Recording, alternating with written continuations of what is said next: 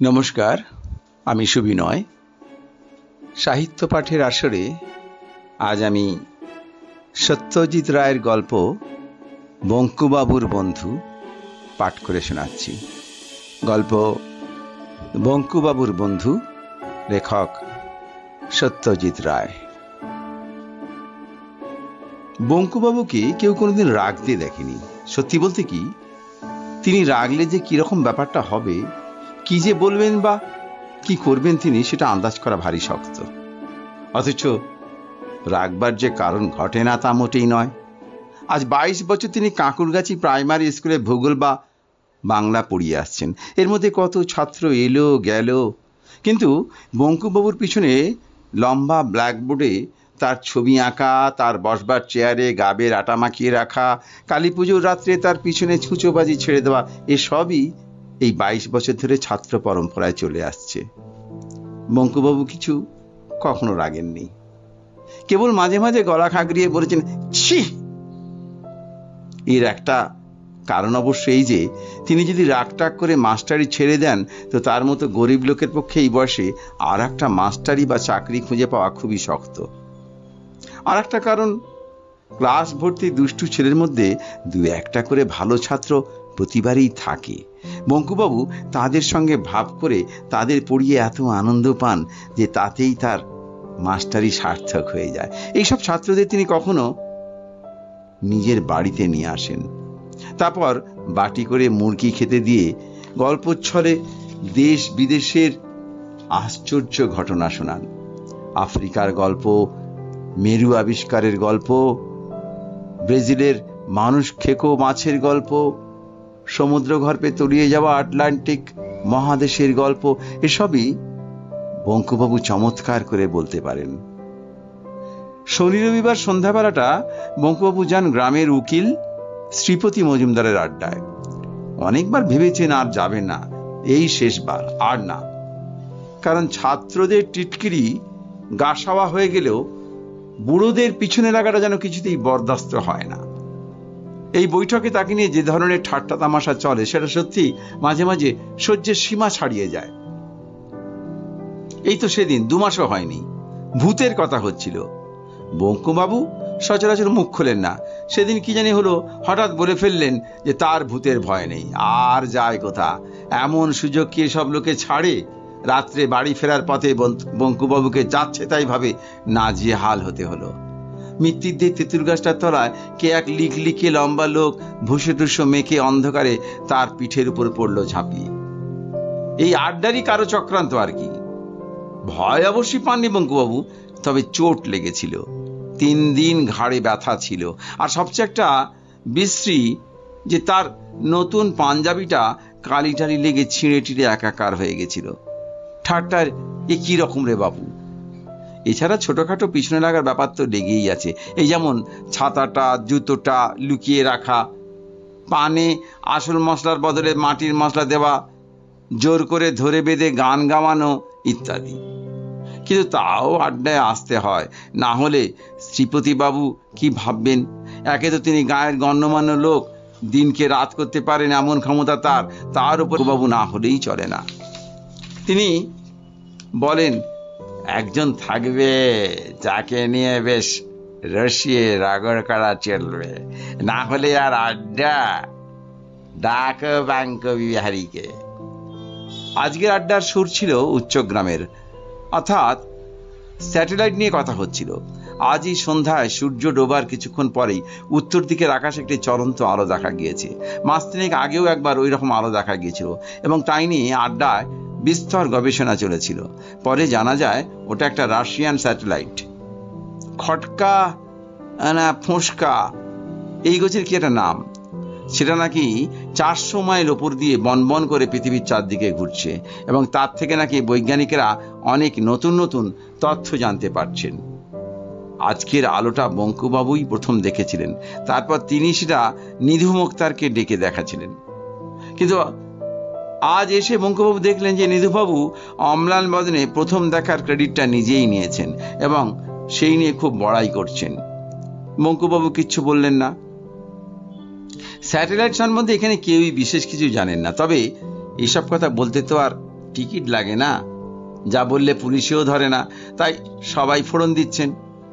চণ্ডীবাবু বললেন, যাই বলো বাপু, এসব স্যাটেলাইট ফ্যাটেলাইট নিয়ে খামোকা মাথা ঘামানো আমাদের শোভা পায় না।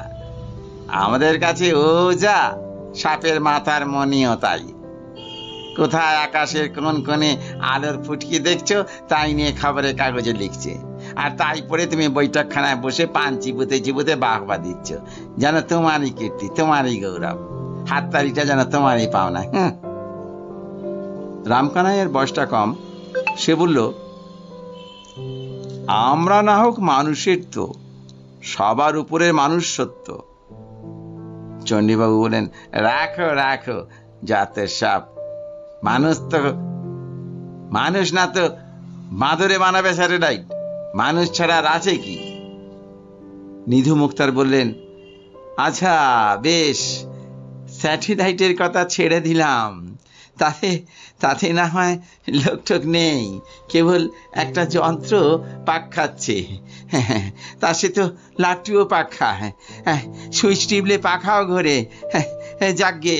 কিন্তু রকেট, রকেটের ব্যাপারটা তো নেহাত ফেলনা নয় ভায়া। চণ্ডীবাবু নাক সিটকে বলেন, হে রাকেট, রাকেট ধুয়ে কোন জলটা খাবে শুনি? রাকেট তাও বুঝতাম যদি এই আমাদের দেশেই তৈরি হতো। গড়ের মাঠ থেকে ছাড়লে সেটা চাঁদে টাঁদে তাক করে, আমরা গিয়ে টিকিট কিনে দেখিয়ে দিতাম, তা একটা মানে হয়। রামকানাই বললেন, ঠিক বলেছেন, আমাদের কাছে রকেটে যা ঘোড়ার ডিমও তাই। ভৈরব চক্রবর্তী বলেন, ধরো যদি অন্য গ্রহ ট্রহ থেকে একটা কিছু পৃথিবীতে এলো,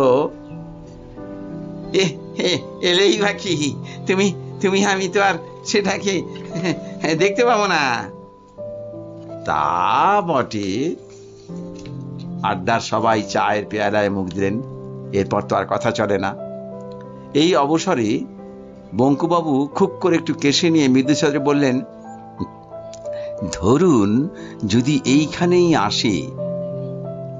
নিধুবাবু অবাক হবার ভান করে বললেন, বঙ্কু আবার কি বলছে? হ্যাঁ বাঁকা, কে আসবে এইখানে, কোত্থেকে আসবে? বঙ্কুবাবু আবার মৃদু স্বরে বললেন, অন্য গ্রহ থেকে কোনো লোকটোক যদি।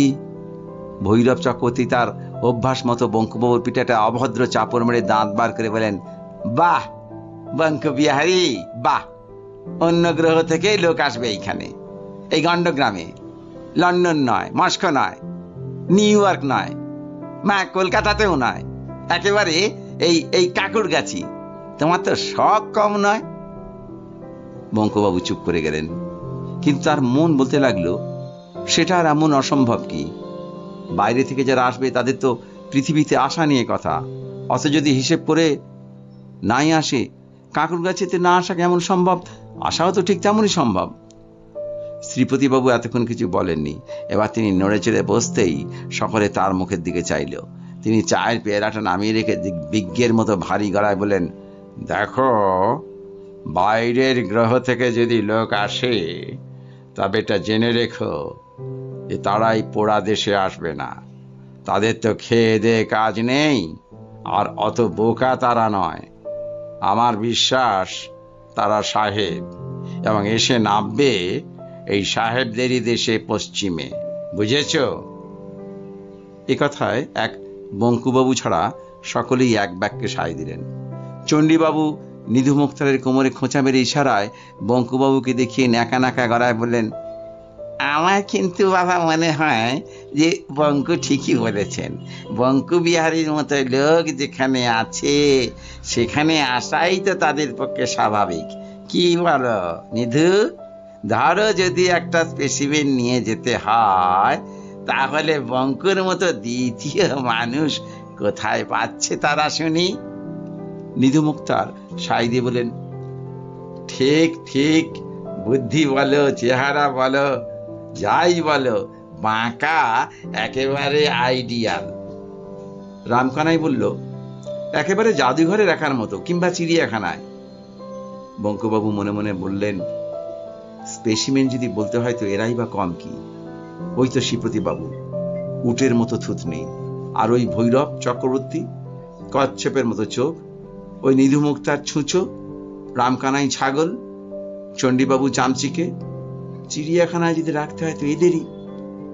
বঙ্কুবাবু চোখে জল এলো। তিনি উঠে পড়লেন। আজ অন্তত আড্ডাটা ভালো লাগবে ভেবেছিলেন, হলো না। মনটা ভারী হয়ে গেছে, আর থাকা চলে না। সে কি, উঠলে নাকি? শ্রীপতিবাবু যেন ব্যস্ত হয়ে পড়লেন। হ্যাঁ, রাত হলো। কই রাত? কাল তো ছুটি, বসো বসো, চা খাও। না না, আজ আসি, পরীক্ষার খাতা আছে কিছু, নমস্কার। রামকানাই বলল, দেখবেন মঙ্কুদা, আজ আবার অমাবস্যা, মঙ্গলবার, মানুষ কিন্তু ভূতেরও বাড়া। বঙ্কুবাবু আলোটা দেখতে পেলেন পঞ্চাঘোষের বাঁশবাগানের মাঝ বরাবর এসে।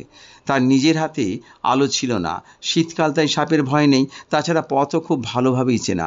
এ পথে এমনিতে বড় একটা কেউ আসে না, কিন্তু বঙ্কুবাবুর শর্টকাট হয় বলেই তিনি এই পথে যান। কিছুক্ষণ থেকেই তার কেমন যেন খটকা লাগছিল। অন্যদিনের চেয়ে কি জানি একটা অন্যরকম ভাব, কিন্তু সেটা যে কি তা বুঝতে পারছিলেন না। হঠাৎ খেয়াল হলো যে বাঁশবনে আজ ঝিঁঝি ডাকছে না, একদমই না। সেটাই তফাৎ। অন্যদিন যতই বনের ভিতরে ঢোকেন ততই ঝিঁঝির ডাক বাড়ে, আজ ঠিক তার উল্টো। তাই এমন থমথমে ব্যাপার। ঝিঁঝিগুলো কি সব ঘুমোচ্ছে নাকি? ভাবতে ভাবতে হাত বিষে গিয়ে পূব দিকে চোখে যেতেই আলোটা দেখতে পেলেন। প্রথমে মনে হলো বুঝি আগুন লেগেছে বনের মধ্যিখানের ফাঁকটায়, যেখানে ডোবাটা রয়েছে তার জায়গায়।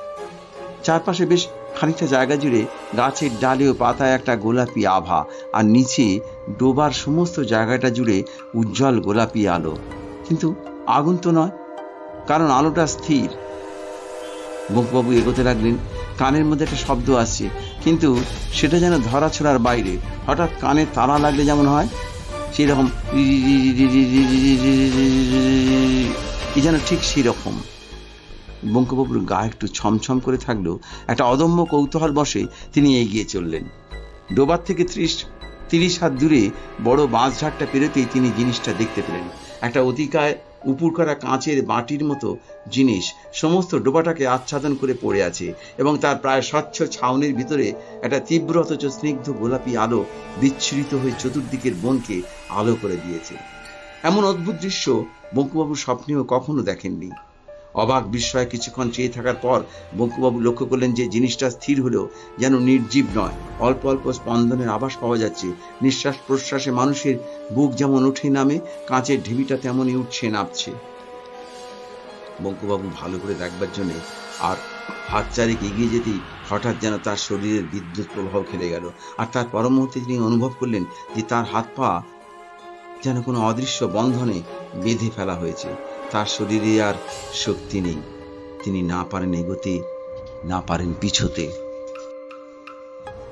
কিছুক্ষণ এইভাবে আড়ষ্ট হয়ে দাঁড়িয়ে থেকে বঙ্কুবাবু দেখলেন যে জিনিসটার স্পন্দন আস্তে আস্তে থেমে গেল, আর সঙ্গে সঙ্গে মিলিয়ে গেল সেই অদ্ভুত কানে তালা লাগার শব্দটা। তারপর হঠাৎ রাতের নিস্তব্ধতা ভেদ করে কতকটা মানুষের মতো কিন্তু অত্যন্ত মিহি গলায় চিৎকার এলো, মিরিবিপিং ক্রুক, মিরিবিপিং ক্রুক, মিরিবিপিং ক্রুক। বঙ্কুবাবু চমকে গিয়ে এ আবার কি ভাষা রে বাবা, আর যে বলছে সেই বা কোথায়? দ্বিতীয় চিৎকারটা শুনে বঙ্কুবাবুর বুকটা ধড়াস করিল। Who are you, who are you, who are you? এই যে ইংরেজি, হয়তো তাকেই জিজ্ঞাসা করা হচ্ছে প্রশ্নটা। বঙ্কুবাবু ঢোক গিলে বলিলেন, I am Bankubihari Dutta sir, Bankubihari Dutta. প্রশ্ন এলো, are you English, are you English? বঙ্কুবাবু চেঁচিয়ে বললেন, no sir, Bengali, Kayastha sir. একটুক্ষণ চুপচাপের পর পরিষ্কার উচ্চারণে কথা এলো, নমস্কার। বঙ্কুবাবু হাঁপ ছেড়ে বললেন, নমস্কার। বলার সঙ্গে সঙ্গে লক্ষ্য করলেন যে তার হাত পায়ের অদৃশ্য বাঁধনগুলো যেন আপনা থেকে আলগা হয়ে গেল। তিনি ইচ্ছা করলেই পালাতে পারতেন, কিন্তু পালালেন না, কারণ তিনি দেখলেন সেই অতিকায় কাঁচের ঢিপির একটা অংশ আস্তে আস্তে দরজার মতো খুলে যাচ্ছে। সেই দরজা দিয়ে বেরিয়ে এলো প্রথমে একটা মসৃণ বলের মতো মাথা, তারপর একটা অদ্ভুত প্রাণীর সমস্ত শরীরটা। লিকলিকে শরীরের মাথা বাদে সমস্তটাই একটা চকচকে গোলাপি পোশাকে ঢাকা। মুখের মধ্যে কান ও নাকের জায়গায় দুটো করে এবং ঠোঁটের জায়গায় একটা ফুটো, লম্বা চুলের বালাই নেই। হলদে গোলগাল চোখ দুটো এমনই উজ্জ্বল যে দেখলে মনে হয় আলো জ্বলছে। লোকটা আস্তে আস্তে বঙ্কুবাবুর দিকে এগিয়ে এসে তার 3 হাত দূরে থেকে তাকে এক দৃষ্টে দেখতে লাগলো। বঙ্কুবাবুর হাত দুটো আপনা থেকেই জোড় হয়ে এলো নমস্কারের ভঙ্গিতে। প্রায় 1 মিনিট দেখার পর লোকটা সেই রকম বাঁশির মতো মিহি গলায় বলল, তুমি মানুষ? বঙ্কুবাবু বললেন, হুম। লোকটা বলল, এটা পৃথিবী? বঙ্কুবাবু বললেন, হুম, ঠিক ধরেছি। যন্ত্রপাতিগুলো গোলমাল করেছে। যাবার কথা ছিল প্লুটোয়। একটা সন্দেহ ছিল মনে, তাই তোমাকে প্রথমে প্লুটোর ভাষায় কথা বলছিলাম। যখন দেখলাম তুমি উত্তর দিলে না, তখন বুঝতে পারলাম যে পৃথিবীতে এসে পড়েছি। পণ্ডশ্রম হলো। ছি ছি ছি, এত দূর এসে। আরেকবার এরকম হয়েছিল, বুঝেছ? বুধে যেতে বৃহস্পতি গিয়ে পড়েছিলাম। একদিনের তফাৎ আর কি। বঙ্কুবাবু কি বলবেন বুঝতে পারলেন না। তাছাড়া ওর এমনিতেই অস্বস্তি লাগছিল, কারণ লোকটা সরু সরু আঙুল দিয়ে ওর হাত পা টিপে টিপে দেখতে আরম্ভ করেছে। টেপা শেষ করে লোকটা বলল, আমি ক্রেনিয়াস গ্রহের অ্যাং, মানুষের চেয়ে অনেক উচ্চ স্তরের প্রাণী। এই লিকলিকে 4 ফুট লোকটা মানুষের চেয়ে উচ্চ স্তরের প্রাণী বললেই হলো। বঙ্কুবাবুর হাসি পেল। লোকটা কিন্তু আশ্চর্যভাবে বঙ্কুবাবুর মনের কথা বুঝে ফেলল। সে বলল, অবিশ্বাস করার কিছু নেই, প্রমাণ আছে। তুমি কটা ভাষা জানো? বঙ্কুবাবু মাথা চুলকিয়ে বললেন, বাংলা, ইংরেজি আর হিন্দিটা মানে 2.5টে। হ্যাঁ হ্যাঁ হ্যাঁ, ঠিক। আমি জানি 14,000 ভাষা। তোমাদের সৌরজগতে এমন ভাষা নেই যা আমি জানি না। তাছাড়া আরো 31টি বাইরের গ্রহের ভাষা আমার জানা আছে। এই 25টি গ্রহে আমি নিজে গিয়েছি। তোমার বয়স কত? 50, স্যার। আমার 833। তুমি জানোয়ার খাও? বঙ্কুবাবু এই সেদিন কালী পুজোয় পাঁঠার মাংস খেয়েছেন, না বলেন কি করে? অ্যাং বলল, আমরা খাই না, বেশ কয়েকশো বছর হলো ছেড়ে দিয়েছি। আগে খেতাম, হয়তো তোমাকেও খেয়ে ফেলতাম। বঙ্কুবাবু ঢোক গিললেন। এই জিনিসটা দেখছো? অ্যাং একটা নুড়ি পাথরের মতো ছোট জিনিস বঙ্কুবাবুর হাতে দিল। সেটা হাতে ঠেকতেই বঙ্কুবাবুর সর্বাঙ্গে আবার এমন একটা শিহরণ খেলে গেল যে তিনি তৎক্ষণাৎ ভয়ে পাথরটা ফেরত দিয়ে দিলেন। অ্যাং হেসে বললেন, এটা আমার হাতে ছিল বলে তুমি তখন এগোতে পারোনি। কেউ পারে না শত্রুকে জখম না করে অক্ষম করার মতো এমন জিনিস আর নেই। বঙ্কুবাবু এবার সত্যি অবাক হতে শুরু করেছেন। অ্যাং বলল, এমন কোনো জায়গা বা দৃশ্য আছে যা তোমার দেখতে ইচ্ছে করে কিন্তু হয়ে ওঠেনি? বঙ্কুবাবু ভাবলেন, সারা পৃথিবীটাই তো দেখা বাকি। ভূগোল পড়ান, অথচ বাংলাদেশের গুটি কত গ্রাম ও শহর ছাড়া কি দেখেছেন তিনি? বাংলাদেশেরই বা কি দেখেছেন? হিমালয়ের বরফ দেখেননি, দীঘার সমুদ্র দেখেননি, সুন্দরবনের জঙ্গল দেখেননি, এমনকি শিবপুরের বাগানের সেই বটগাছটা পর্যন্ত দেখেননি। মুখে বললেন, অনেক কিছুই তো দেখিনি। ধরুন গরম দেশের মানুষ, তাই নর্থ পোলটা দেখতে খুব ইচ্ছে করে। অ্যাং একটা ছোট কাঁচ লাগানো নল বার করে বঙ্কুবাবুর মুখের সামনে ধরে বলল, এইটাই চোখ লাগাও। চোখ লাগাতেই বঙ্কুবাবুর গায়ে কাঁটা দিয়ে উঠল। এও কি সম্ভব? তার চোখের সামনে ধু ধু করছে অন্তহীন বরফের মরুভূমি, তার মাঝে মাঝে মাথা উঁচিয়ে আছে পাহাড়ের মতো এক একটা বরফের চাই। উপরে গাঢ় নীল আকাশে রামধনুর রঙে রঙিন বিচিত্র নকশা সব ক্ষণে ক্ষণে রূপ পাল্টাচ্ছে। ওটা কি? ওটা কি? ওটা কি ইগলু?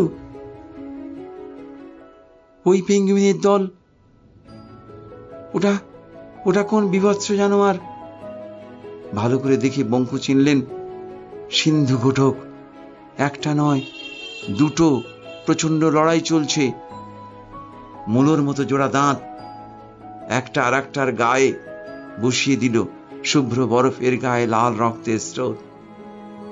পৌষ মাসের শীতে বরফের দৃশ্য দেখে বঙ্কুবাবুর ঘাম ঝরতে শুরু করলো। অ্যাং বলল, ব্রাজিলে যেতে ইচ্ছে করে না? বঙ্কুবাবুর মনে পড়ে গেল সেই মাংস খেকো পিরানা মাছ। আশ্চর্য, লোকটা তার মনের কথাটা টের পায় কি করে? বঙ্কুবাবু আবার চোখ লাগালেন। গভীর জঙ্গল, দুর্ভেদ্য অন্ধকারী লতা পাতার ফাঁক দিয়ে গলে আসা ইতস্তত রোদের ছিটে ফোটা একপাশে একটা প্রকাণ্ড গাছ, তা থেকে ঝুলছে ওটা কি? সর্বনাশ! এত বড় সাপ বঙ্কুবাবু জীবনে কখনো কল্পনাও করতে পারেননি। হঠাৎ তার মনে পড়ে গেল কোথায় যেন পড়েছিলেন ব্রাজিলের অ্যানাকোন্ডা সাপ, অজগরের বাবা। কিন্তু মাছ কই? ওই যে একটা খাল, দুপাশে ডাঙায় কুমির রোদ পোয়াচ্ছে, সার সার কুমির। তার একটা নড়ে উঠে জলে নামছে। ওই নেমে গেল হঠাৎ করে। বঙ্কুবাবু যেন শব্দটাও শুনতে পেলেন। কিন্তু এ কি ব্যাপার?